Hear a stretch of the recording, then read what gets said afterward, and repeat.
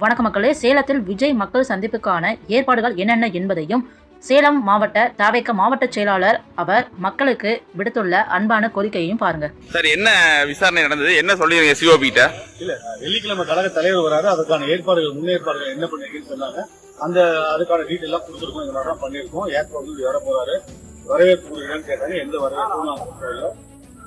பொதுமக்கள் எல்லாம் வரக்கூடாது. குடிநீர் வசதி, கழிப்பிட வசதி, போக்குவரத்துல எப்படி பண்ணிருக்கீங்க, பார்க்கிங்ல எப்படி பண்ணிருக்கீங்க, அதுக்கு உண்டான எல்லாமே சொல்லிருக்கோம்.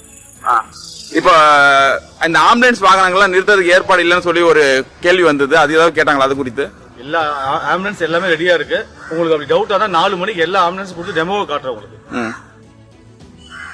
இப்போ இது விஜய் அவர்கள் எந்த வழியா வராது, அந்த விளக்கம் ஏதாவது சொல்லுவீங்களா சார்? அது இனிமேல் தான் சொல்லுவாங்க சார். அது தனியா டீம் இருக்காங்க, அவருக்கு பாதுகாப்பு அதிகாரிகள் தனியா இருக்காங்க. அது இல்லாம அவருக்கு தனிப்பட்ட முறையில் தனியா பாதுகாப்பு அதிகாரிகள் இருக்காங்க. அவங்க முடிவு பண்ணி அங்க தகவல் சொல்லுவாங்க.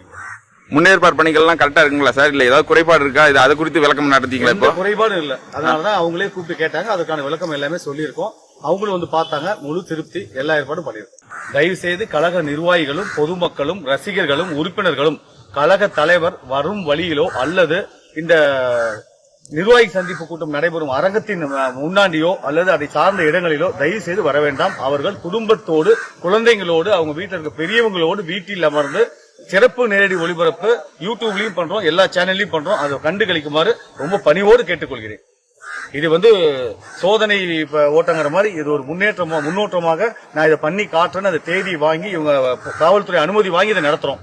நல்லபடியா நடத்தி முடிச்சிட்டோமா மக்கள் சந்திப்பு கூட்டம் 40 ஏக்கர்ல 2 இடம் பார்த்து வச்சிருக்கோம். அதுல அடுத்த மாசம் கண்டிப்பா நடக்கும். அதனால பொதுமக்கள், எங்க கழக நிர்வாகிகள், உறுப்பினர்கள், ரசிகர்கள் ஒத்துழைப்பு தருமாறு கேட்டுக்கிறேன்.